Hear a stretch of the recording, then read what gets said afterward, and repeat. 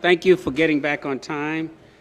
Now that we've seen how the global markets are performing, we'll turn our attention to the private markets with our next session. Ben and Sarah, please get us started. Okay, thank you. I'll give a minute for everyone to get to be seated. So welcome back, everyone. For our final presentation today, we are very fortunate to have another very distinguished panel who will share with us their thoughts on the private market. So we just had a discussion on the public market. This discussion will be a great contrast to the early public market discussion, and will give us insights not only into the private market, the dynamics of the private market today, but also how the role of private assets is evolving. So moderating the discussion will be Sarah Cole, the interim managing investment director at CalPERS. So Sarah joined CalPERS private equity in 2001. She is currently responsible for the implementation and management of the investment strategy and the policy for the private equity portfolio. Prior to joining CalPERS, Sarah worked in the banking and the insurance industry. Sarah earned an MBA from UC Davis, so go Aggies, and BA in political economics of industrialized societies from UC Berkeley, so go Bears. So with that, I will turn over to Sarah to introduce our panelists. Thanks, Ben. Today we're going to cover the growing importance of the private markets and some of the implications that will have for how CalPERS should think about investing in private markets. I'm pleased to introduce you to our panelists.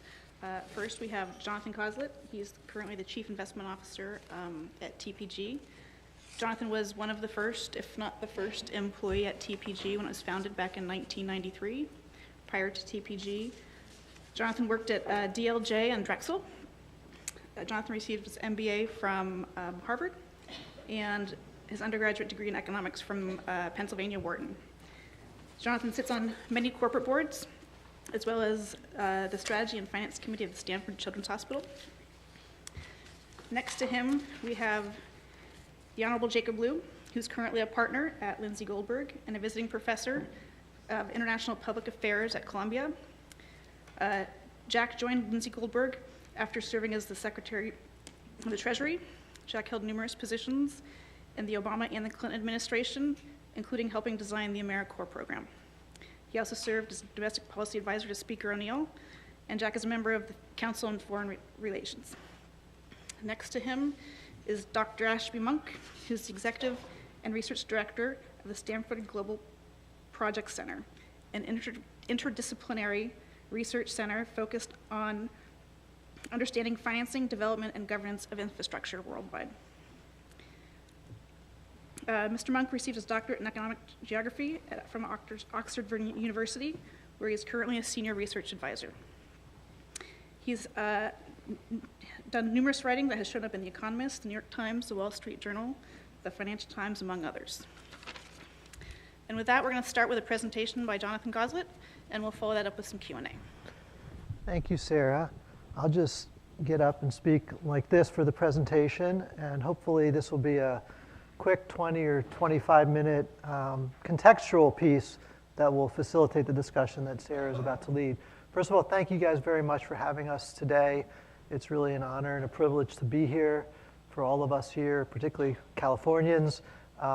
It's just great to serve the beneficiaries of CalPERS through the work that we do together with you, whether it be the firemen or the policemen or the teachers from across the street at CalSTRS. This is what it's all about for us, to create top quartile, excellent returns to try to make people's lives better over time, and we appreciate your support. CalPERS has been instrumental in helping our firm over many, many years, so we really appreciate that. So Sarah asked me to do a little piece on what's been happening in the private markets. I started in the private markets really when my career first started in 1987, but at TPG now for 27 years. And just to put some context on it, what I wanted to do was think about how this has all evolved. So in the 80s and 90s, we obviously saw the boom of the public market industries with mutual funds exploding and publicly listed companies exploding, as you can see here, nearly doubling the number of publicly listed companies. And that created all kinds of new choices. It wasn't just investing in a stock, it was investing in mutual funds and having lots of choices, lots of diversification, the ability to achieve your equity returns through an ever-growing and ever burgeoning public markets. Now, interestingly, since 1995, so over the last 20, 25 years, we've now seen a very material decrease in the number of US publicly listed companies. Kind of strange that in this boom of financial assets, the number of publicly listed companies have actually declined by nearly 50%. And why is that? There's a lot of reasons. The ones that come to mind are the increasing regulatory and reporting burden, the short-term focus by markets on quarterly results, the institutional service firms who scrutinize things like management compensation in good ways, the power of activists. Even when you have small shares of companies, you can be an activist, and that's tough for the management team sometimes and the boards. The focus on bigger companies, leaving companies that are $1 billion or $5 billion are like an orphan now. And increasingly, the other choices that companies have to finance themselves through more flexible private market alternatives, both on the equity and the credit side. And one of the things that's happened as a result of that is the public companies, in general, are slower growth companies today than they were 25 years ago, 25 years ago. You can see that the percentage of companies that are growing more than 20% is down by half today than it was 20 years ago when the public markets were used for more fledgling growing companies. You can see that in the IPO markets as well. So it's taking longer and longer, or at least companies are choosing to stay private for longer and longer. Uber, Airbnb, they're considering going public, both of them in the next year or 2 years. They'll be teenagers, if you will, by the time they go public. Very different than many of the companies that went public sooner. As a result of that, the average age of the listed companies has gone from 10 years to almost 20 years. And that has implications for the choices that a money manager has in the public markets. And now, over the last 10 years, we've had the rise of the unicorns. So we have nearly 300 unicorns. That's defined as a private company with a market value of over $1 billion. So we have almost 300 companies that are private that have a market value based on their last financing round of over $1 billion, nearly $1 trillion of cumulative value today. Many of those companies would have been public companies 10 years ago based on the alternatives that they had, or the lack of alternatives they had to stay private in the private markets back then. And private companies are choosing to stay private for these same reasons that we just talked about. And the most important thing is more flexibility. More flexibility, more alternatives than the companies had 10 or 15 or 20 years ago, and an ever-evolving private market. So from a money management perspective, the other thing that's happened is it's getting harder and harder to outperform in the public markets. We all know these statistics. Very low percentage of companies outperform, of active money managers outperform over a long period of time. Here's one statistic that shows about 30% of active money managers outperform the S&P over a 3-year basis, and very low percentage over a 5-year basis. So active money management is getting tougher and tougher in order to create alpha. That's getting exacerbated or amplified by the movement towards indexing and passive investing. We all know of the wave of capital that's entered into the index, ETF market. The passive capital is rising dramatically, and the active capital is declining in tandem with that. On the other hand, in the private markets, this chart goes back to 2003 when I started in 1992. Those bars were barely even discernible in terms of the amount of capital raised by private equity at the time. At the time when we started in 1992, 1993, there was only a handful of firms who had $1 billion of capital. Firms like KKR, Forsman Little, several others that don't even exist today. But as you can see, over the last 25 years, there's been a massive amount of capital that's come into the private markets. Now nearly $600 billion a year is coming into the private markets for managers and general partners like some of us who are being asked to put money to work in the private market context. And that's meant that the private market assets under management, if you will, have gone from very small numbers 20, 25 years ago to now nearly $4 trillion.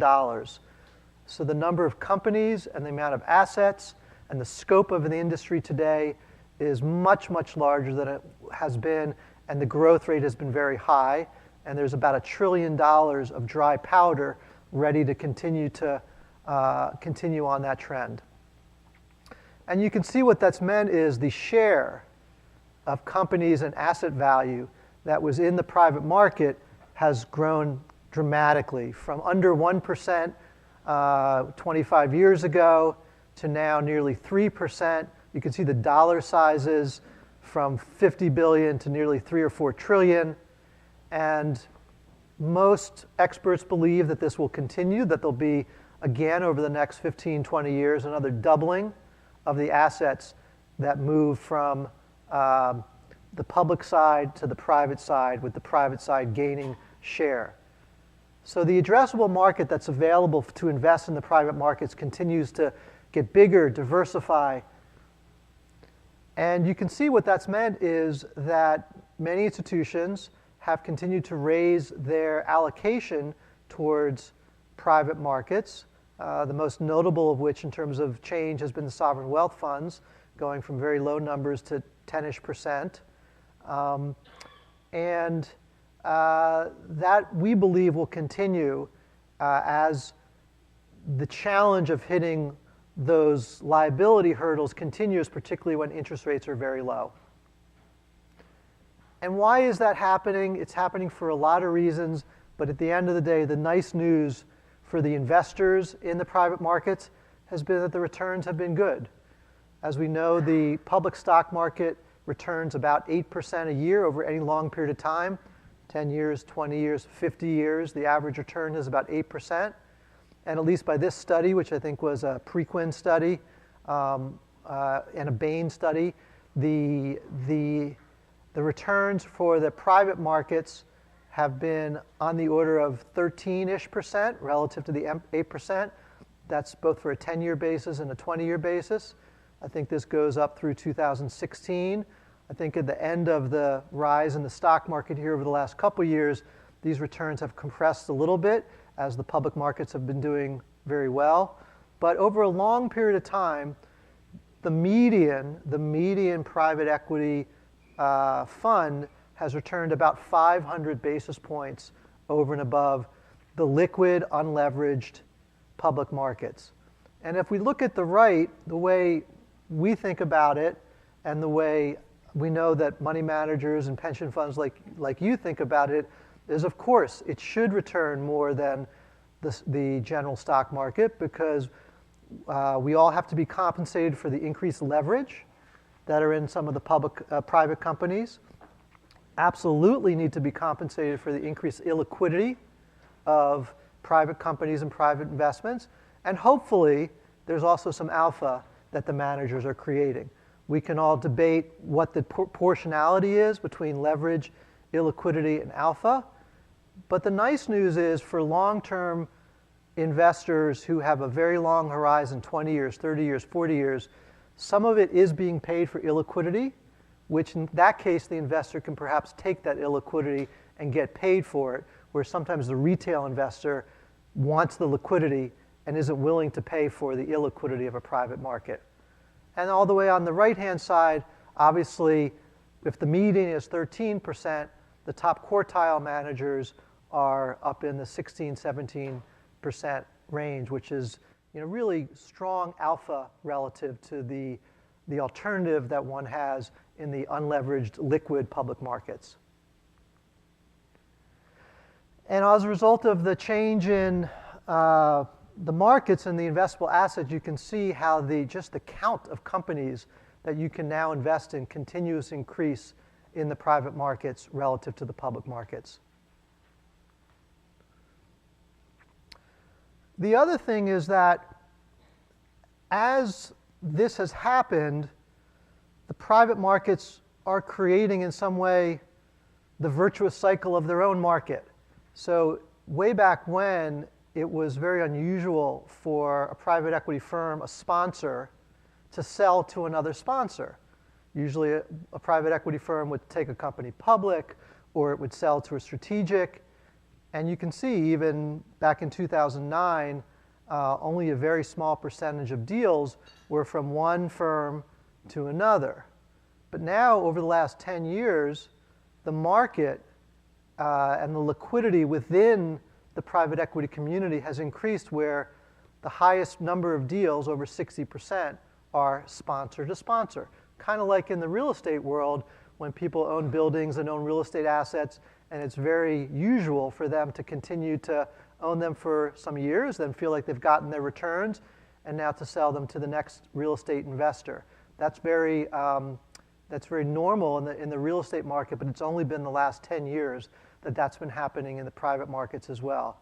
And you can see on the right, there's multiple situations where companies are now moving from one sponsor, returns are achieved, it's time to move next sponsor, returns are achieved, move to the next sponsor. There's all kinds of issues around some of the frictional costs that are in the middle of those transactions, which hopefully over time can be reduced. But the main point is that increasingly the marketplace for private transactions is becoming more ubiquitous. And probably the most important thing in all of this is the rise of what are called secondaries. So secondaries, as you know, are funds that are being raised to buy interest in private equity funds later in their lives.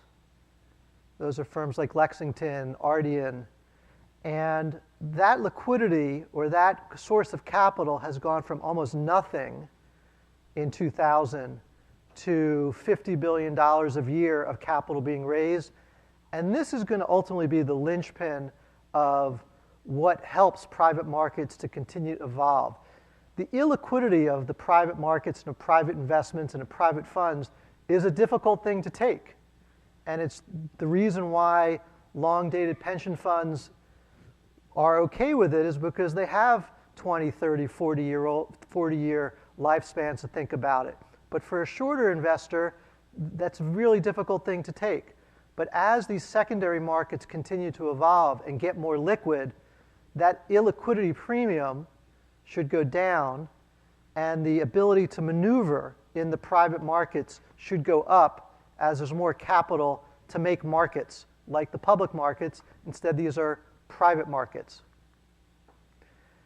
And then, of course, the other reason why we've seen some of the movement towards the private system is in the public system. This goes back to how to outperform as a public active manager versus a private manager. And the public side, if you're a mutual fund manager or a stock manager, you have a buy decision based on public information. You can hedge based on your view of what's going on at the time in the world. There's activism, which can push a company in new directions. And then there's a sell decision. On the private side, there's really a series of choices going from the buy decision with complete full information when you're doing due diligence to choosing the management team, the CEO, the chief operating officer, so how much leverage you use, to strategic redirection, to operational improvement, all the way through to the sell decision. It just has more robust choices that ultimately, hopefully, create alpha. Proof is in the pudding, but hopefully ultimately create some alpha. So in 1994, when we first started, and many private equity firms first started, There was a mystery to all this. People's track records were short. There was no liquidity, and it was a pretty small investment universe. Today, there's a lot more information. There's much longer track records through economic cycles. There's an increasingly liquid secondary market, and there are many, many more choices. So on a reflection, if you go back to the beginning of the 20th century, the Harvard model was half bonds, a quarter real estate, a little bit of equities. And then by the 1970s, the Ford Foundation's 80% public stocks. And of course, the extreme example of alternatives is through the Swenson-Yale model, which believes that because of their long duration, they can have the majority of their assets in alternatives, that they're willing to take that illiquidity premium because they don't need the money tomorrow. They need it in 20 years, 30 years, and they can keep building it. So the old paradigm was trying to achieve alpha and beta in the public markets. The new paradigm might be using the public markets as your exposure from a beta perspective and using private markets, I say here from an alpha perspective, but really, clearly the private markets, there's different levers of risk and return. There are opportunities to take more risk and achieve more return. So that's not really alpha. I guess it's just more choices on the risk-rewards perspective. And there's also alpha that hopefully can be created by these different operational levers that the private firms have in their arsenal. Some of the implications of all that, one of the things that I've been thinking about if I were the manager of a large pension fund or a large asset manager that had a 20 or 30-year time horizon, one would be, right now my observation is in many organizations, there's a big wall, there's a big silo between the public equities and the private equities. They're managed very separately. And that makes sense because there's different skills involved. But over time, if you thought of your equity exposure as conceptually beta is publics, alpha or higher risk reward alternatives is privates, you'd want to manage your equities with all of that in mind. You'd want to do things like do hedging with both your private and public exposures in mind. You want to dial up or dial down as things are happening geographically or from an FX perspective. And you'd really be pushing on how to find the persistence, which I know most money managers do, in the top quartile managers, because there is a very significant difference in the median returns and the top quartile returns. I'd be thinking about one of the problems with the private markets or challenges is this J-curve fee structure, where fees are paid on committed capital, even though the capital hasn't yet been drawn down to invest. And I'd be thinking about ways to reduce that J-curve. And in the olden days, when you had a small firm, when many of us were starting our firm, we needed those fees on committed capital to fund ourselves, to fund the working capital of our business. But now many of the larger firms, we're fine from a working capital perspective. So we may not need fees on undrawn capital. So you might be able to move, with appropriate compensation, move some of those fees to once the capital is invested as opposed to before the capital is invested. So things like changing the fee structure in a way that, that matches the horizon of the investor with the GP in a way that makes sense. We're seeing that. We specifically offered in our last fund what we call a J-curve mitigant structure, which moves things more towards the back end. Those are the types of things that should be thought about and pushed harder. And then, of course, again, I think the linchpin will be how well the secondary market evolves into something that someone who has a private equity exposure can make a phone call and get bids on that private equity exposure quickly, efficiency with narrow spreads. So those are the things that I was thinking about when Sarah asked me to do a little short presentation to get the context going. Thank you.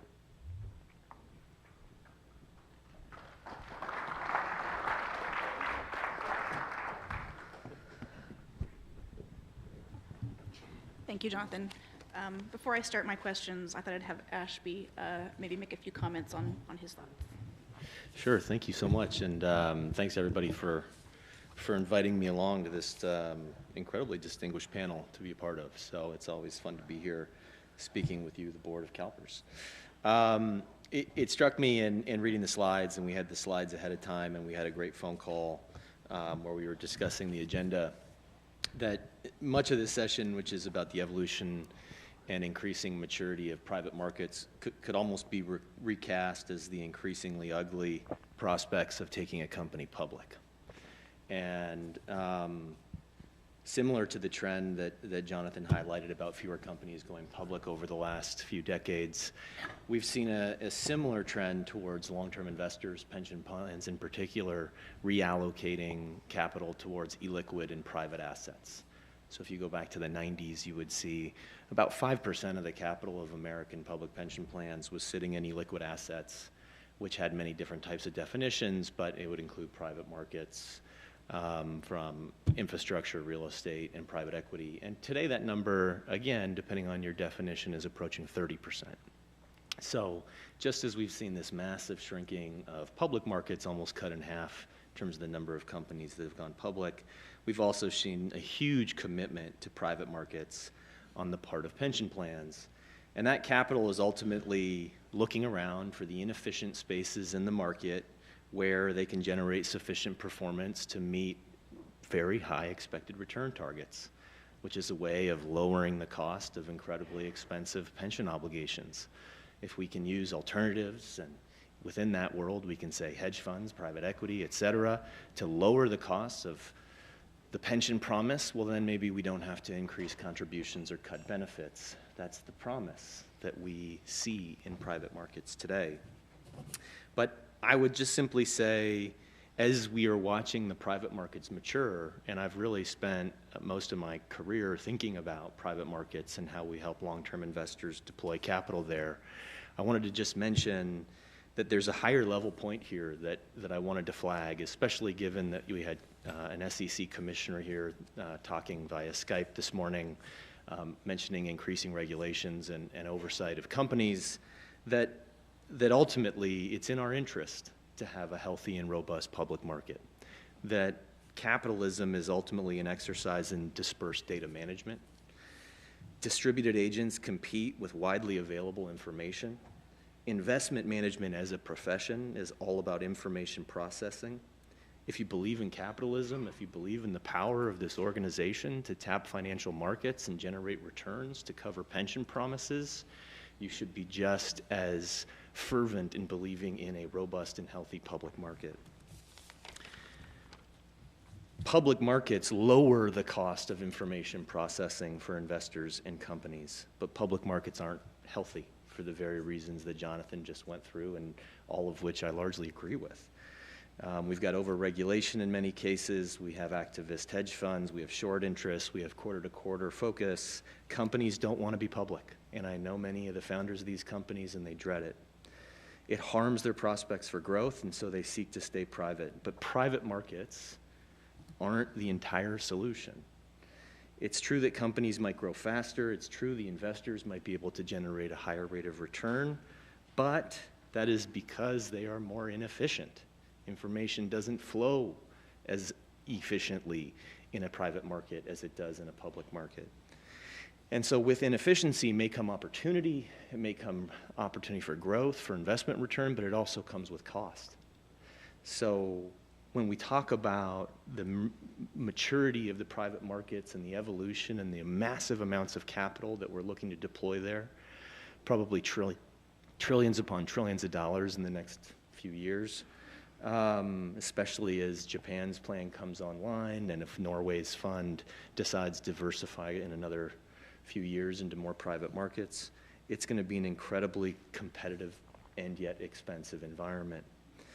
If you have to be a professional to deploy capital in the private markets, and private markets are growing, there is a single very large beneficiary from this trend towards private market investing, and it is the professional investor. And so the people who are individual investors holding 401k plans that are relying on public markets to deliver on the pension promise, they will lose out. So it may be individually rational for us to figure out how to make private markets work as well as we possibly can, but it is collectively crazy. Organizations like CalPERS should be getting behind as many innovative projects as possible to push the SEC to make public markets less onerous for companies and more attractive for companies wanting to go public. We need more public companies. This private market stuff that I'm going to talk to you about over the next hour, that's a Band-Aid. And we need a healthy private market, but we also need a public market that can match it. So that's my opening remarks.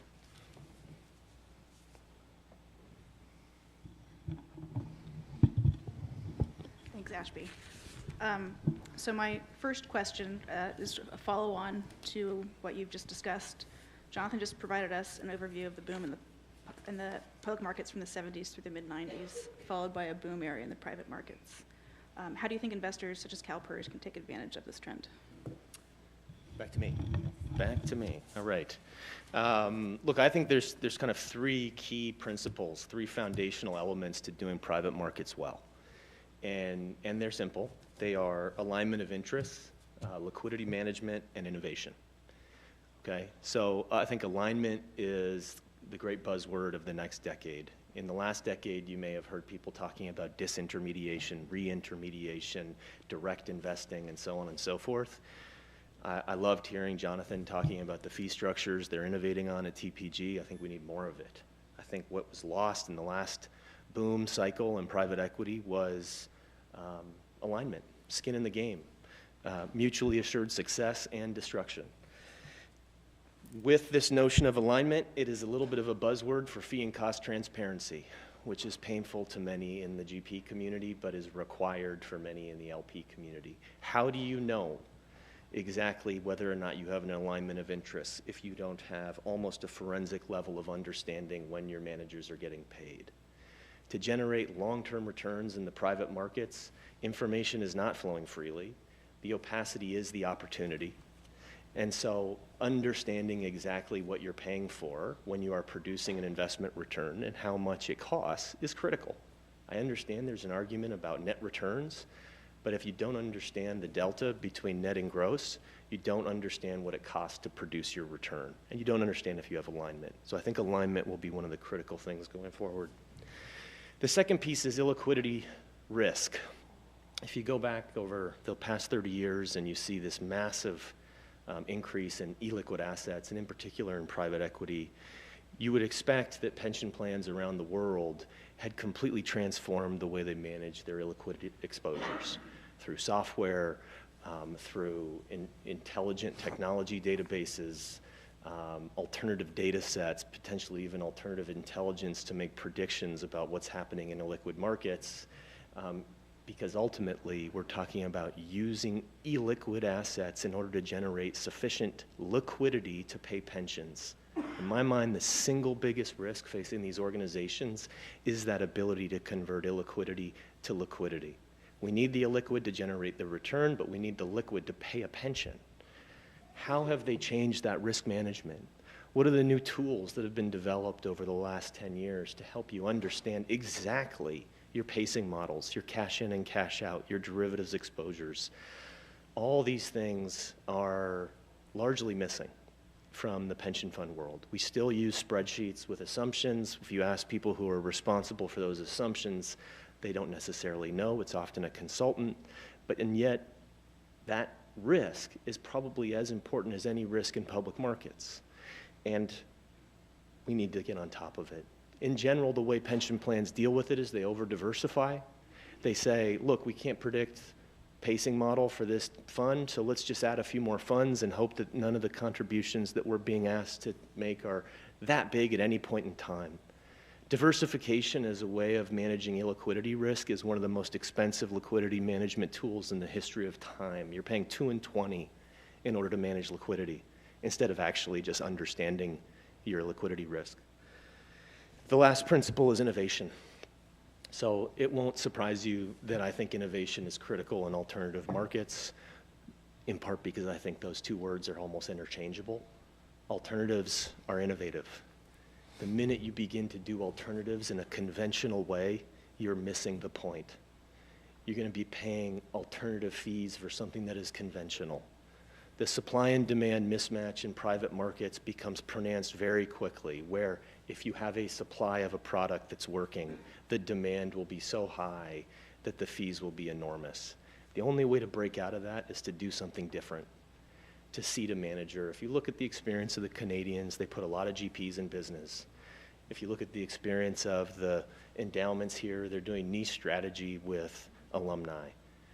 I think it's important that we as a community of long-term investors, and I work with many, recognize that as we're moving into private markets, it is on us to think creatively and innovatively about how we deploy our capital, manage our risk, and generate our return.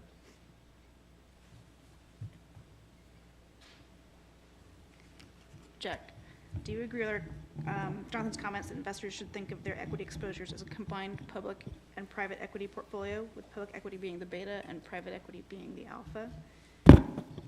Thanks, Sarah, and thank you to Ben Meng, the Board of Administration, Chairman Henry Jones, for inviting me to be here today. It's really an honor to be here and to have the privilege of investing on behalf of the public officials who you're responsible for. As someone who spent almost 30 years in the public sector, I know how solemn an obligation that is, and I respect it very greatly. I think that I agree largely, but I don't think it's the way investors think about it. And if I could maybe just take a step back and explain why. You know, I think because of the sheer size of CalPERS investment needs, you're going to have to be investing in many, many different things. You're going to be getting your diversification from public equities. You're going to be getting it from other alternative asset classes. And I think that private equity is an area that historically has and will continue, I hope, to be something that brings you up to your average. And I guess in that sense, you can look at it as the alpha to the beta of public and others. I think that it's a mistake, though, to think that all private equity is the same. Because fundamentally, it's about what the strategy of investment is, how you invest, and whether that approach is consistent with both the investment needs that you have in a fund like CalPERS and the social objectives you have as a custodian of public employee retirement funds. And if I could just make maybe 5 points, you know, to kind of illustrate the way I think about it. First, I think that it's important to have conviction about long-term investment strategies and managers. And as Ashby was saying, to avoid the risk of diversifying, because in a sense, you can diversify away the benefits of differentiated private investment strategies. I mean, at the extreme, diversification will cause returns to revert to market means. And if this notion of PE being the alpha is going to be something that you get a benefit from in the long term, there has to continue to be some strategic value in those private equity investments versus a general diversified investment in the economy. Second, I think that it's really important to look for investment strategies that bring new businesses into private equity and that make old businesses operate better. That's what we all try to do, but it really is important that we accomplish that. As you think about GP manager selections and as you think about partners to participate with you in Pillar 4 long-term equity that you take on a proprietary basis, that's going to be very important. Roughly 70% of the U.S. economy is in private or closely held businesses. And as Ashby was saying, there are many candidates for ownership in private investment. The real strategic value comes from investments in organic growth, from accretive investments, from improving management and a vision for how to expand a business. Execution comes down to people. An extraordinary management team with vision can achieve great things in either the private or the public space. Leverage and an illiquidity premium are a plus for returns in private equity, but unless you have the right team and the right vision, there can also be outsized risk. I think one of the things that Ashby noted and that Jonathan noted I think it's very correct that freedom from short-term focus on quarterly reporting gives private equity a real opportunity to take a long view. And you know, an investor in private equity has the ability to provide capital to closely held businesses that either by choice or because of lack of access didn't have the ability to put the capital into their own business or to invest strategically. As new privately held businesses are added to the private equity investment pool, you have the greatest potential to add value through a strategic plan. And I think that's what we see as the real alpha of private equity. Now, a point that Jonathan was making, which I think is definitely correct, also is a bit of a yellow light that we have to think about. And that is that fund-to-fund transfers provide liquidity, but there are also inherent risks. And while fund-to-fund transfers create liquidity, it gets harder and harder to add that strategic value the second, third, fourth, and fifth time that a transaction of the same company goes between private equity investors. And it gets harder to add that alpha. As investors do pass through these trades, it's important that at each moment the question be asked, can you still add strategic value? Is there a reason because you have access to capital that's different, because you have a management approach that's different?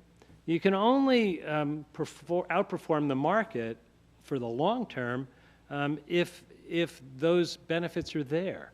And the risk, if the benefits aren't there, is that the pressure for short-term decision-making starts to grow relative to the long-term objectives. And that can result in decisions that are counter to, I think, what a lot of the social objectives of a fund like CalPERS is, because it means that you have to take a sharp knife and cut staff and cut spending, and that can destabilize not just a business, but a community. Two more points. Private equity is still relatively young compared to private markets. We think because it's been here for 20 years, we've seen everything. There have been a couple of recessions, but the recoveries have been relatively quick in the equity market. I can tell you, when I was sitting in a public seat, it was not an entirely happy thing that equity markets were recovering almost immediately while the real economy was way, way slower to recover, and the gaps in our economy were growing. We have no guarantee that every cycle will have the same pattern. We don't know that the response to each cycle will be the same. And there's just, I think, it would be a mistake to think we've seen everything. What I do know is that if you have less leverage, not more leverage, you're going to be better able to weather that. And so leverage is your friend, but you have to use leverage carefully. And that's, I guess, a question of how much alpha risk you're willing to take. And it again underscores the importance of investing in businesses with a strategic plan for taking intrinsic value and increasing it. The last point I'd make, and this really applies to your Pillar 4, but also to how you invest private equity generally, is that the conviction you have behind a strategy ought to make you comfortable not diversifying. So if you have Pillar 4 and you take 100% positions, that's okay. You're going to get your diversification elsewhere. And I think the same applies as you think about both the number and the concentration of investment in GPs. Thanks.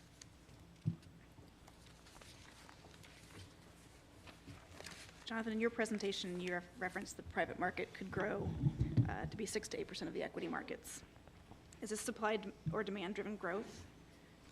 And then following on, you showed a large shift in the allocation to private markets from sovereign wealth funds, but there was nothing in there about retail investors. Do you think that retail investors will enter the market in a meaningful way? Okay, two different questions in there. And the first one, the growth is ultimately due to the fact that it's getting harder and harder to create levels of returns that investors want or need because of ultra low interest rates. If the 10-year Treasury were at 5%, we would be talking very differently about the need for that alpha, that need for those higher return dollars. But the demand, if you will, is coming from institutions all around the world, pension funds, sovereign wealth funds, insurance companies, who need to find a way to get higher returns in a low return world.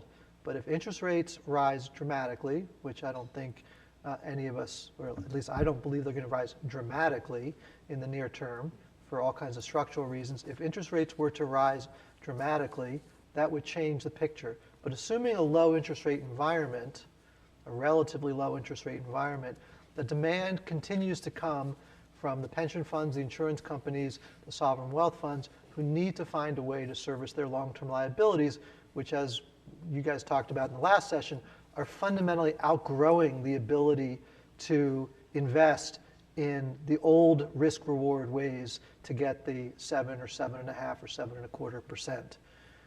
And that looks like it's going to continue for quite a long time, unless and until interest rates change dramatically.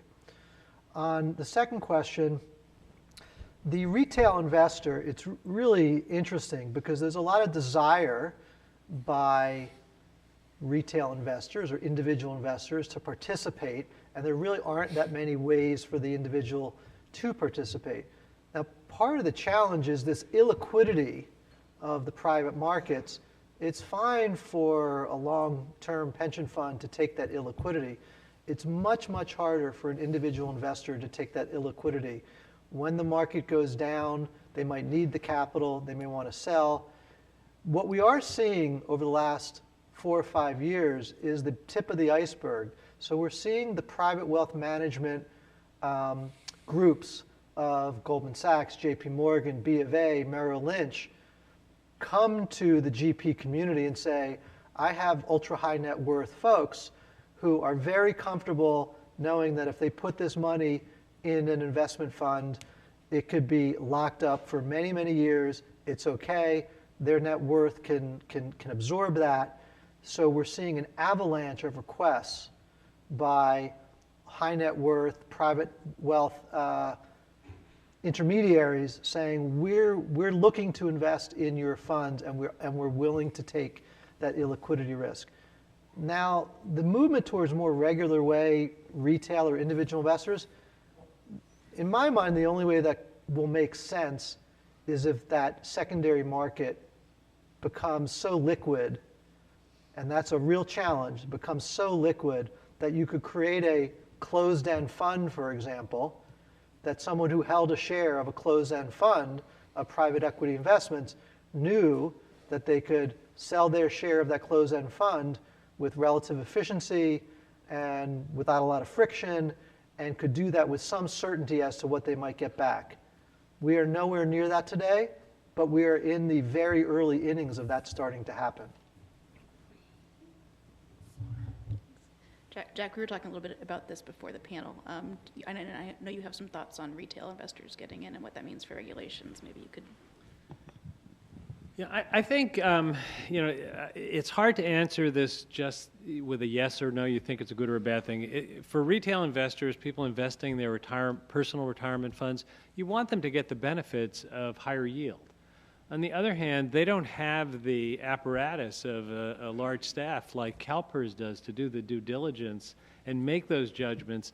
And I guess I would just differ a bit with Ashby. I think in that due diligence process, there is access to an awful lot of information about the operation of a fund, the net gross issues, the way investment decisions are made. It's a good thing, and the more of it, the better.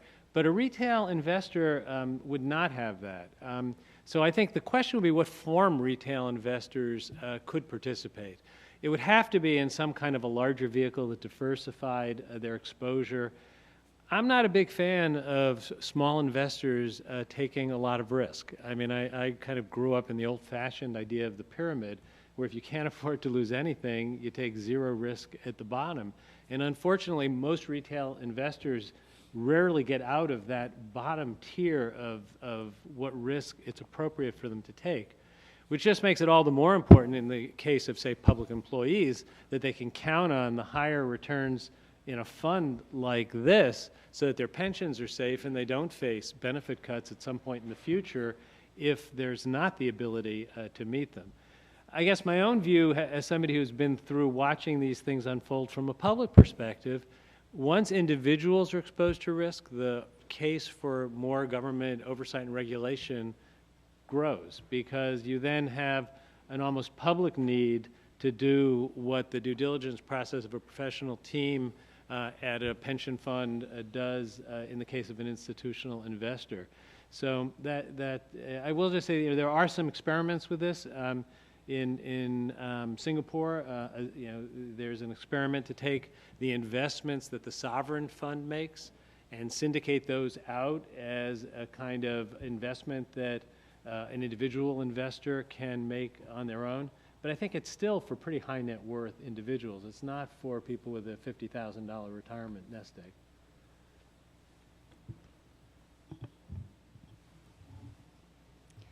Ashby, you've written about how technology can be used to enhance institutional investors' return. Is this true in the private markets? And if so, how should CalPERS approach that? Yeah, sure. So,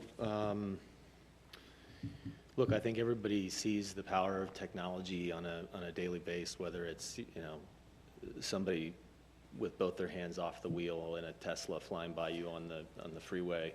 It's a bit shocking, but the car is probably driving itself. So it's a weird time. And so there's an inevitability around technology that I think kind of helps big institutions like this one change and innovate.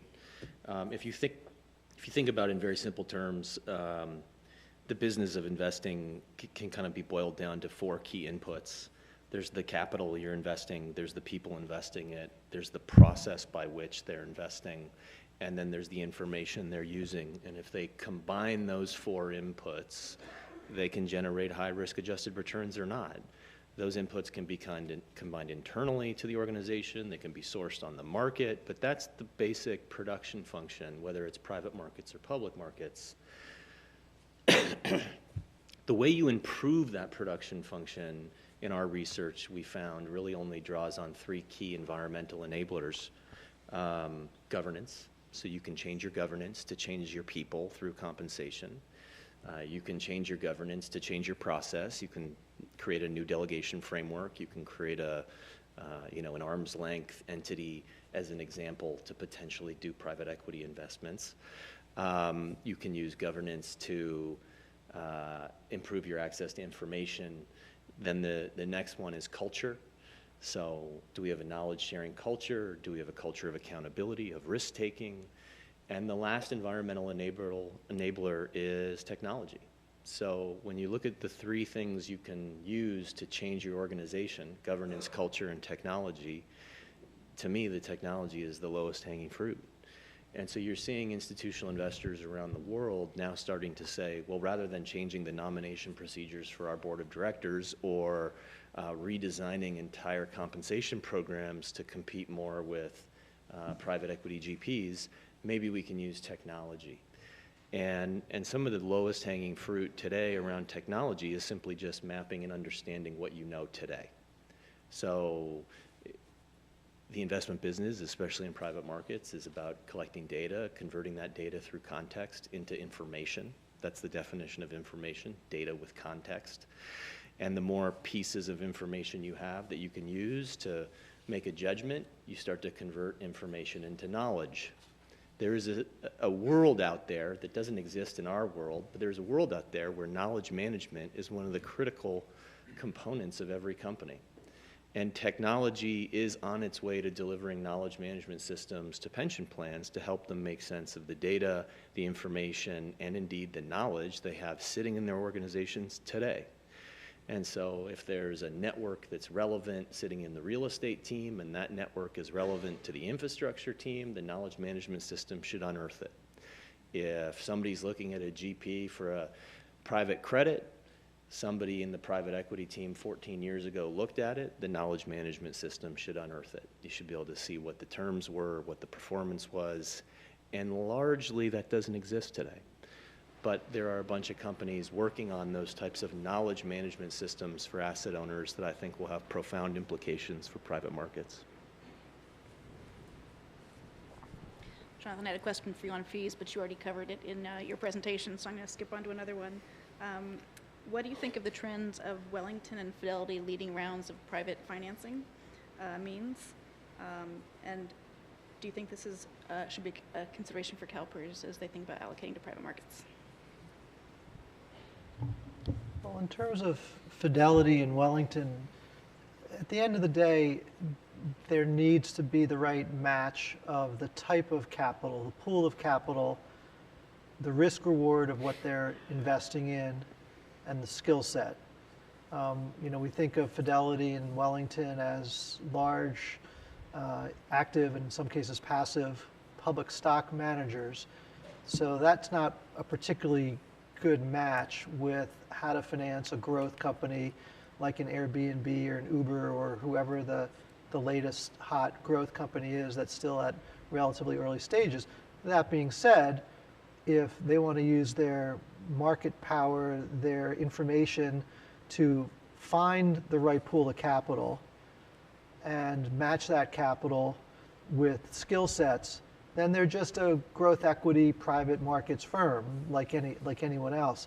I've been surprised at how Fidelity and others have used their traditional mutual funds and found little pockets of putting these private investments into what are otherwise thought of as public mutual funds. They're not doing that entirely, but I've been surprised, and I don't believe that many of their mutual fund holders really understand that they'll use some of the baskets they have to invest in small private companies.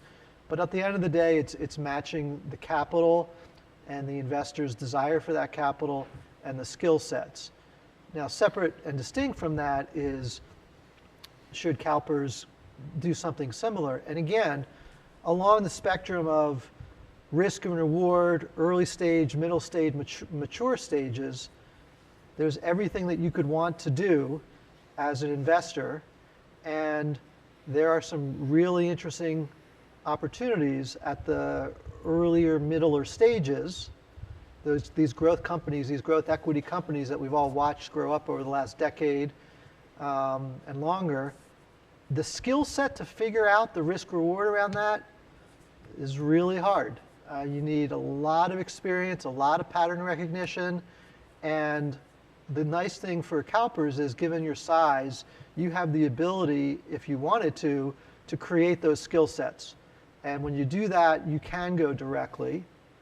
You just got to create the skill sets in what is pretty nuanced judgments that need to be made.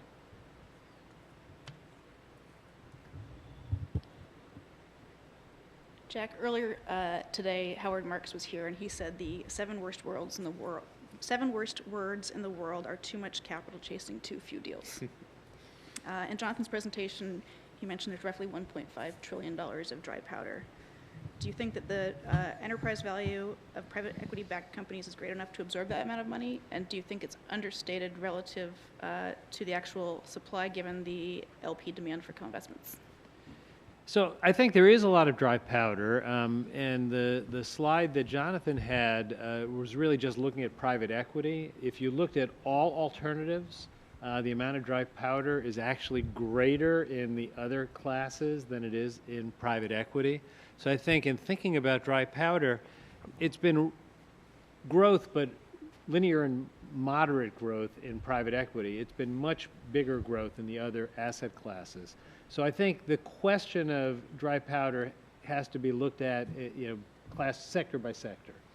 I think there is a lot of interest in private equity because, as the presentation showed, companies aren't going public the way they used to, and they do still have need for capital.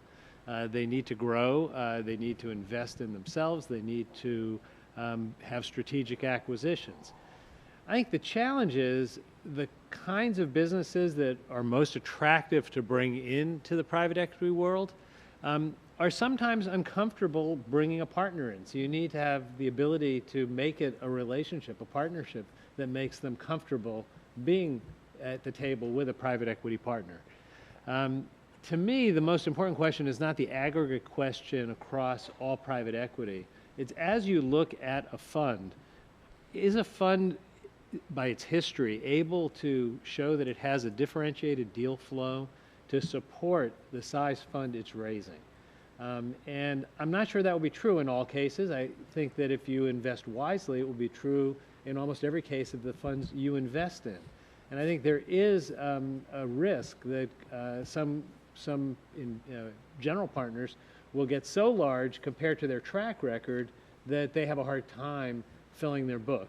Now, in the worst case, that means the pressure to put money to work leads to bad investment decisions. I hope you never invest in a GP that makes decisions like that. But that kind of as a worst case fear is the thing I think you have to worry about.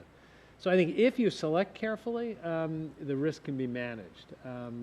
It is very important, I think, to look though at the history of, you know, whether it's the number of deals, the sizes of the deals, the length of investments in the history of the fund, and make sure that you're not counting on something that a fund has not been able to do before in a kind of material way.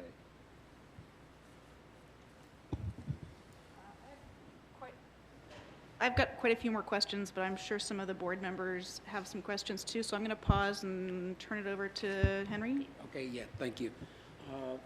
Ms. Brown? Thank you, President Jones. I just have a few questions. This is for Jonathan on slide deck, page 17. It looks like Petco, it went from TPG and LGP to TPG and GP again. LGP. So I'm just wondering if that's an error or how you sold it to yourself and found value. It's not an error. It's actually an interesting story around some of the inefficiencies of the public market. We took Petco private. It was a public company. We took Petco private in 1999, 2000.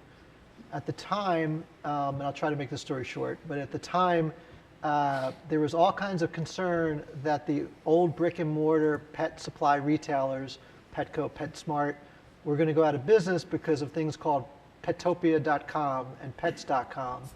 So the entire sector traded down dramatically.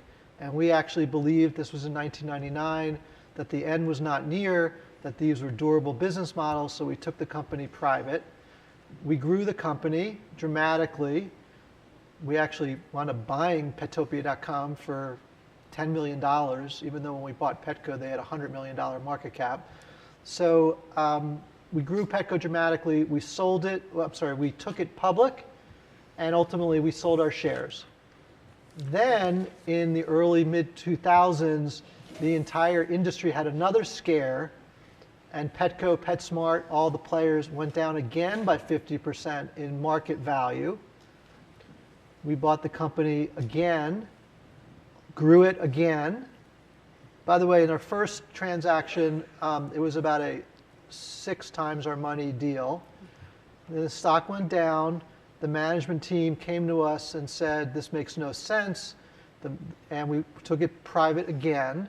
And we wound up growing it again dramatically and ultimately sold it in 2015 to CVC and CPP.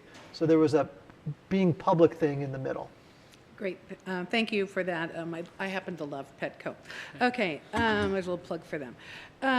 You talked also about something innovative. Instead of the 2 and 20, you said you could readjust the J curve and you would have no fees on undrawn capital. I think that's what I heard you say.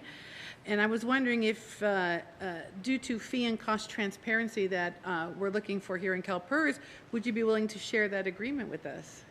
Sure, and I know that this session isn't about CalPERS and TPG, but I'll just use it as an illustrative.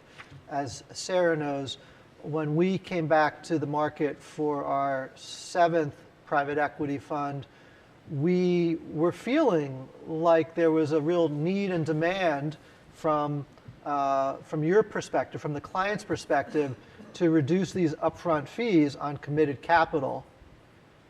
And what we suggested was, if you'd like the traditional choice, we can we can do that traditional choice, approximately 1.5% management fee and 20% incentive fee. But we said, if you'd like, we think we can do a J-curve, we call it a J-curve mitigant, by saying we'll take the upfront fees down dramatically, but once we own the companies, instead of getting 75 basis points on actively invested funds, we would get 100 basis points or 125 basis points, whatever it was. So we sort of shifted it, and we said, we're indifferent, up to you, the clients. And it was very interesting that we thought it was a no-brainer for the clients.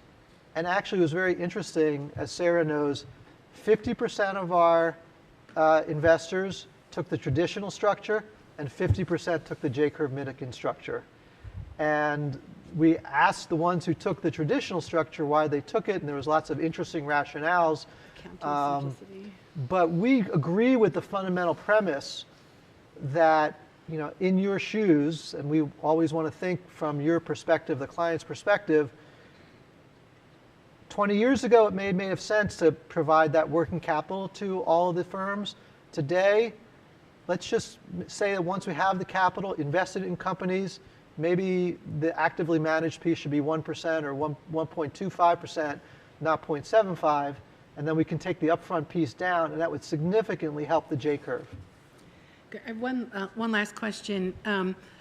As you may know, we have been having open discussions about the secrecy of private equity agreements, and I understand that the Pennsylvania State Legislature has recommended substantial narrowing of the laws that exempt from FOIA the entire contracts between private equity funds and investors like pension funds. I'm curious, in TPG's case, if investors or TPG was harmed by the release of what I understand one of your agreements by the Pennsylvania State Treasurer. I'm just wondering, several years ago that happened, and it was out in the public domain, and I'm just wondering if there was any harm to investors or to TPGs when that happened. I can't really comment specifically, but my sense is that our perspective would be that we want to respect the confidentiality that you would like. And if you, our clients, would like confidentiality with what is essentially a private contract, we would like to respect that. And different organizations have different feelings about that. You know, we have sovereign wealth funds, insurance companies, endowments, pension funds, individuals. So we just want to respect the confidentiality that our clients would like. And maybe that goes against something which breaks that confidentiality and opens everything up. Thank you. Mr. Miller?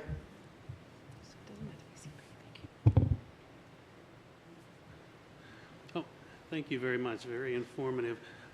Two kind of things to pose to you. The first one is, in the development of this whole marketplace, I understand that there are other investors who have an interest in kind of long hold private equity kind of funds, and that some of the players in the industry are developing offerings and servicing that need. I was just wondering if you could talk a little bit about that, or any familiarity with that type of thing. I think long hold obviously comes in different durations. I mean, there are an increasing number of funds that take a view that you ought to be able to hold an investment for more than 5 or 10 years. So a 20-year life of a fund is not unheard of. And in our case, we have the option of going that with the agreement of our LPs. There is an argument that permanent capital, which is not termed out by 10 or 20 years, is of interest and should be explored. If I understand correctly, that's what your Pillar 4 would try to develop for CalPERS. It's a very interesting space. I think there will be funds that develop in that space. I don't know of a lot of funds in that space now. There are some kinds of investments that throw off a permanent income stream, can't keep growing to produce the kinds of returns you need to get in a traditional private equity fund. But use an example of something that could throw off an 8 or 10% return forever. If you're trying to get your 3% up to 7, you'd like to have some of that, but you'd want a different fee structure than you have for an actively managed program that's trying to get you 20. And it's something we think about. We don't have one. Candidly, it's something that I would love to have because I think it's a useful investment vehicle. I think it's easier to think through than it is to execute, and I give a lot of credit to the folks here who are thinking about a way to develop that space. Great. The second thing I just wanted to ask, or kind of put out there, it sounds like you're all familiar with kind of the Pillar 3 and Pillar 4 that we've been kind of kicking around to some extent. And I believe it was Jonathan that mentioned the idea of kind of developing skill sets, and so not only are we a long-term investor, but we also really, I certainly am concerned that we take a long view of strategic planning, talent management, et cetera. And it seems to me that, kind of the Pillar 3, the kind of long hold strategies are something that over the long term, there would be the potential for an organization with CalPERS resources to develop some enhanced in-house capability, capacity over time, certainly with some external help initially. But it seems to me that the Pillar 4 is something that even in a strategic workforce planning model, that I wouldn't see us ever being able to develop that capability in-house because it's so specific to the specific entity that we are the primary investor in. And is just thoughts, how do you see that dynamic? And Pillar 4 relates to the long-term hold. Let me just throw in a couple thoughts for a second on the long-term hold. I mean, of course, it's a constraint as an investor, as a fund, to know that your fund has a maturity date and that even if you like the company and you think it can compound at really attractive equity returns, you have to sell it in order to fulfill your obligation to return capital. It is absolutely a constraint that we all have to work through, and that's a negative, or at least a factor.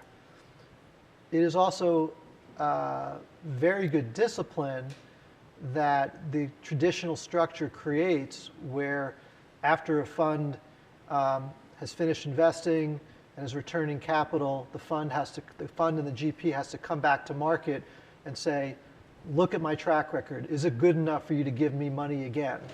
And I think that's a real disciplining function, because in a sense, the private equity firms have to recreate their balance sheet every 4 or 5 years. That's very challenging, but it's a really good disciplining function. I think one of the things that gets a little lost in my mind in this discussion of long term is there aren't that many companies that you know when you buy them that you'd like to hold them forever, or you'd like to hold them for 20 years. I happen to be on the board of a great company called Quintiles. We bought in 2003. It's 15 years. It's a 25 bagger. And when we bought it, I didn't think that we would be in it for 15 years. After we were in it for 3 or 4 years, I said, wow, this is an amazing company. It's got all these competitive advantages. It's getting better and better. I'd like to hold it longer.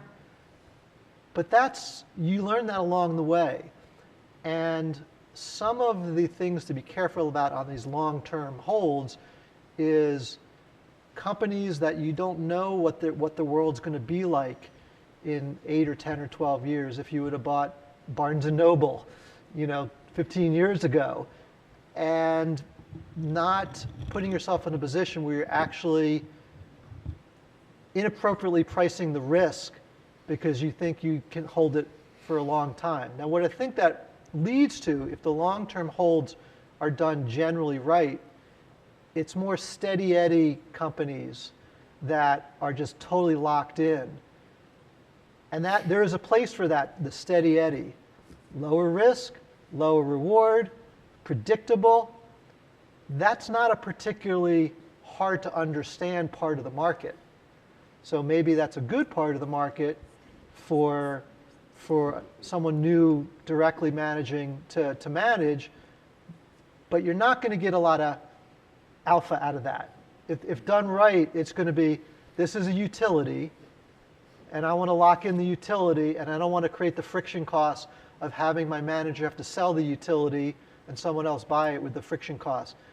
But I want to guard against a little bit the notion that the long-term strategy is some panacea, because I think really the disciplining function of the fund lives and the notion that we're trying to create strong returns consistently is what in some ways pushes us to make sure that we're always getting 15, 17, 20% returns, as opposed to just relying on, we'll hold this forever, if that made sense. Yeah, and I think kind of what I was getting at is I don't see us in the long run developing a kind of skill set to be the sole investor who's going to step in and add value and return by operationally managing versus kind of ransacking and splitting up, selling chunks off, kind of the traditional corporate raider kind of thought. But that for us to develop the skill sets to, pick things for long-term hold or pick long-term hold funds, or seems doable to me as a strategic approach, but that I think we would always need to be reaching out for partners to actually, if we wanted to buy something where we said, this can be managed to a higher level of value over the long haul, be it a tech company or a healthcare company. Well, certainly, I think if you're trying to acquire the skill set of buying companies directly, the more utility-like, steady eddy companies that you'd like to have in your portfolio, that segment of the risk reward, it's easier to do that and to develop those skills than it would be to develop some of the more difficult skills. And to the extent that you've been able to eliminate the middleman who's taking their fee structure for something that is not as complex to understand, I think you're right. Thank you. I would echo that this notion of permanent capital and evergreen has just been constant, I feel like, for the last 6 or 7 years. And I hear institutional investors around the world talk about how do we do it. And there's been a few experiments, but 2 quick observations. I see on this slide ahead of us 3 permanent capital vehicles that are listed as doing deals. I don't know if anybody is as good at logos as I am, but CDPQ I see at the top right, at the bottom that looks like a Canada Pension Plan logo, and one up that looks like a GIC logo. Mm-hmm. Those are permanent capital vehicles. Now, they're partnering with other sponsors, but my guess is they're buying these companies because they're going to hold them forever. So it's possible. They exist in the market. They're asset owners. They're pension plans. They're building internal capabilities. They have different governance structures. And ultimately, the objective that they're seeking to realize is to do what's right for the companies rather than what's needed for the fund. Too often, the reason we want this evergreen strategy is we want to do what's right for the company, make sure the company's succeeding in adding value, rather than needing to exit because the fund tells us we have to. That's the ultimate goal, that we aren't wasting and paying bankers and selling from one private equity fund to another private equity fund. Imagine the carry and banking fees at every layer there. Completely inefficient. This is what I was talking about earlier. And so how can you guys become GIC and Canada Pension Plan and CDPQ? Probably not without a change in governance. And so then where do you get the right governance? You might do it as an arm's length entity, as an example, where you're building out a private equity vehicle that has a different governance structure that you oversee. We're seeing organizations do that a lot. Call them captive GPs. Again, they're doing them in Canada. You look at the big Canadian pension plans, they'll have real estate entities, infrastructure entities that are out there doing private markets with arm's length but captive general partners that they control. And those are governance innovations that usually get you to where you need to be. Thank you. Ms. Taylor? Oh, you were going to say something? Well, I was just going to add that two quick thoughts. One is, as somebody who spent much of my career trying to retain top-ranked people in economic positions in government, you're right to be just to be aware of the fact that people come and go in a specialized field like that. You probably would need some inside talent and a partner on the outside. And the only other thing, I don't disagree with either Jonathan or Ashby as to whether or not permanent capital will replace all the other things we're talking about. I don't think these are binary choices. It's a question of, is there a place for that on a continuum? And if you think about the kind of different kind of fee structure that might be associated with that kind of a relationship, you know, there probably is a place for it. Ms. Taylor? Thank you. Thank you very much for your presentation, you guys. That was very, very good. You know, I noticed a theme that I heard from earlier, and I just wanted to inquire about it. There's, and I read about it on pension investment while I was talking, or while you were talking. There's a lot of dry powder. Earlier it was said the 7 worst words were too much money is chasing too few deals. So I think my concern is we get involved in these arm length deals. Are we going to have trouble deploying our capital? And that could even be a Sarah question. There you go. I don't think that CalPERS would have trouble deploying capital. We do need to use the full continuum of ways to deploy it, but I think that the market is clearly big enough for that, and then we rely on the discipline of our general partners to be prudent when they invest the capital from their funds. The only thing I would add is I actually thought, I wasn't here for Howard Marks's, I thought what he might have said, and I don't know if it's 7 words, but the right number is, this time is different, as opposed to, those are the worst words, this time is different. Yeah, yeah. Because this time is never different. In my experience doing this for 30 years and seeing the few cycles, we haven't had a lot of cycles, but seeing the few cycles we've had in 30 years, there's always too much capital chasing too few deals. And in fact, if you have the right managers, if you have the right alignment, it works out. Our industry is ultimately equity on the private equity side. That's cyclical. Just like public markets are cyclical, private markets are cyclical. We all have to be very conscious of where we are in the cycle. We're clearly here at the upper end of a cycle, per the last meeting that you guys had. And I think alignment, discipline, choice of manager is critical when you're at the top of the cycle. And I don't worry too much about too much capital chasing too few deals. It's all about the discipline and the alignment you have in your managers, and them making good choices at the top of the market, which is where we are today. Okay, thank you. And then I had one more question for you, Jonathan. So I was at PRI this last year, and TPG was part of a panel talking about your RISE fund, and I just wanted to have you share some of that with us. Sure. The RISE fund is a private equity fund that focuses on venture and growth types of companies that we believe are having an impact. Now, hopefully every investment we make in all of our funds are companies having an impact. But what we set out to do was try to create some metrics around what impact really is. And that's a very challenging thing to do. We started talking about this idea as a partnership because we wanted to invest capital with more impact.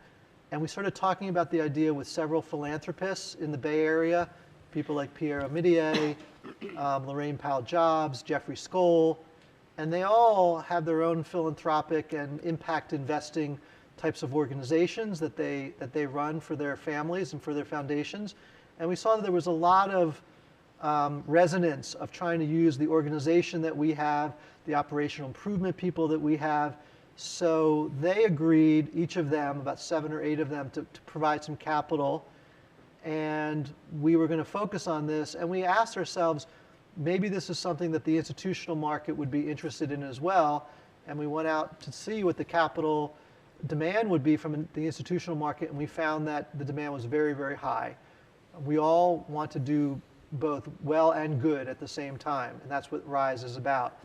So we brought in a firm called Bridgespan, which was a spin out from Bain & Company, who do a lot of not-for-profit consulting. And we've created metrics around what impact is for companies. Now, those metrics are early days of trying to figure it out, but we keep refining it, we keep pushing it, we keep asking ourselves. So the promise that we've made to ourselves and hopefully to our clients is we think you can invest in companies in education software, healthcare, alternative energy, a whole bunch of areas where there's really significant impact, and you can still make excellent returns. It doesn't have to be a subsidization. We're now 2.5, 3 years into our journey. We've made about a dozen investments. It's early on, so we'll see how these are working over time, but so far it feels okay. And we're now expanding that group and that effort. We've created something called RISE Labs. We've hired the woman who is heading up McKinsey's not-for-profit consulting area, and we're going to try to keep pushing the disciplines and the skills that you need to have to take organizations that are fundamentally focusing on impact areas and make those into investing. And again, long term, what we'd like as a partnership is have everything we do have an impact lens, everything we do. But this is our first foray into doing it in a focused way and with a client base who says, I want that, and I'm willing to provide capital to that new business that you've created. But it's still early days for us. So no like feeling of how well it's doing yet. It's only 2 or 3 years in. It's only 2 or 3 years. The companies that we're investing in are really interesting companies. Again, a lot of education software, interesting new healthcare businesses, an agriculture business in India that's doing super interesting things. So they're doing the right types of things. They're more late-stage venture, growth companies that in order to be rewarded properly, you need to make high returns to take on that risk. But we don't think there's any reason why you can't make the appropriate returns and take on that risk and still do really good things from a social impact perspective. So I'm taking this down a different road, even though that I think one of the things you're mentioning sounds like one of our pillars. However, are the data you're getting, is that similar to what SASB's doing with ESG, or is it different, or? It's not really ESG. It's really, which is environmental, social governance. It's really more thinking about the product or service that the company is providing. How is that changing the lives of people? How is it changing the environment around them? How is it changing the ecosystem? So it's more of an attempt to directly ask yourself, if this company did exist or didn't exist, what impact is it going to be? And therefore, many of it's a lot of novel companies that are doing new things. Thank you. Ms. Backman. Thank you, Mr. President. And thank you to the panel. This has been a very interesting discussion. And I was curious about the panel's thoughts on what do you think is the appropriate balance or when a public fund such as CalPERS is investing private equity between the need for more fee disclosure, the need for ESG factor disclosure and analysis, and how do we balance our responsibilities with that in the private markets? So let me start with ESG because I think follows on from what Jonathan was just saying. You can invest in a business because the purpose of the business meets a goal. That's what the RISE Fund is. But you can also ask, as CalPERS does, if you're in other businesses, if you're in old industry, are you doing it in a way that is environmentally sound, that honors fair labor practices, that has governance that is sound? I think it is an entirely appropriate set of questions for an investor to ask. My own view is that it leads to better business outcomes as well. It doesn't come at the price of good performance. It helps you, if you're taking a long-term view, achieve sustainable good performance. Fees, I would say the same thing Jonathan did. It depends on the comfort level of all investors in a limited partnership that has many participants. You have to satisfy those who want it public, those who want it private. At a minimum, I think there should be full understanding and openness of everything that is required in a due diligence process. And I think the goal ought to be as transparent as possible overall. Having spent most of my life in a world that's covered by FOIA, I'm used to openness just being kind of standard. But you have to be respectful of the fact that different investors have different preferences. Okay, I'll offer some bit of extreme views for you. I think there is no balance. I think 100% should have ESG and transparency. I say that because you're a long-term investor, and over a long enough time horizon, the environment, the social, the governance, those are just risks. And if you're looking out 10, 15 years, those risks are financial. If you're buying real estate on the coast, you better understand what the environment's doing. These are extra financial risks only because we've defined the data we include investment decision making so conventionally, and we've defined it according to what is reported and regulated. In a world of alternative data with satellites and these devices and mobile everything, that data is going to become a core component of your investment decision making, and it should be a core component of your private equity GPs as well. So private equity GPs that aren't moving up the curve on ESG and taking it seriously, they're not doing their job. In terms of transparency around fees and costs, I don't know how you figure out if you have an alignment of interests without having a true understanding of where they're making their money. I love that we're having sort of positive vibes up here. I didn't expect that around the fee and cost issue because the SEC has found multiple times that GPs do hide their private equity fees as much as we would love for them not to, and they have been fined. And so you need to be very aware that you have to be militant about uncovering which fees are being paid to whom at which portfolio company and how they're flowing. It is not given that this stuff is transparent. You guys are a leader, I should say that, in bringing this light to the Pennsylvania Commission that came up really emerged out of the work that you guys did. So kudos to you.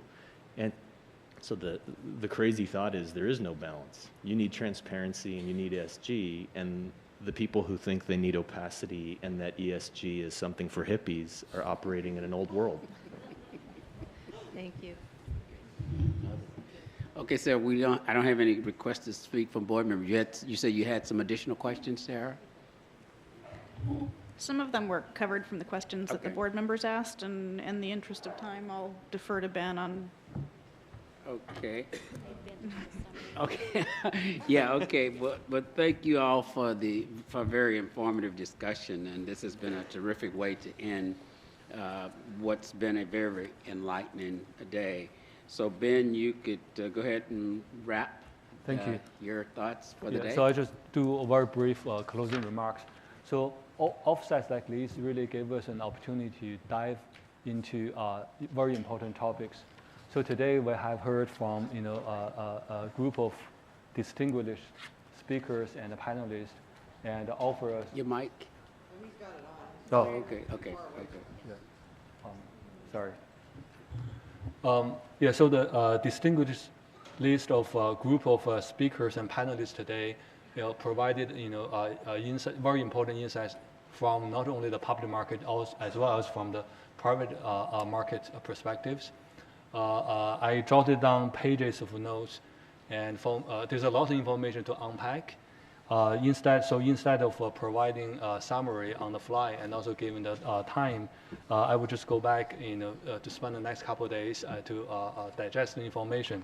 However, I do want to say one thing, that given the short notice, to put this impressive session together today, I'm so grateful for the tremendous amount of work that our guests and our team, particularly our board service unit, our IT team, the executive team, the investment office, the great work. Thank you very much for the great work you have done to make today's session so thought-provoking and insightful. So with that, please join me in thank you the guest and our own team.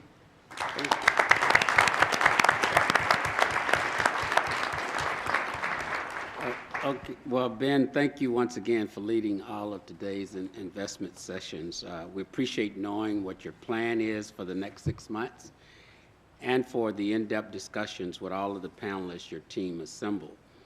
These sessions have set the stage for where the investment industry stands today, how the global markets are faring, and what the board needs to be thinking about as we move forward for our strategic decisions for 2019.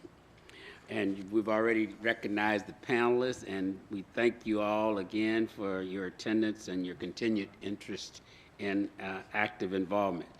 That concludes our open session for today, and I'll turn over to Karen for some housekeeping, and then we will be going into closed session shortly.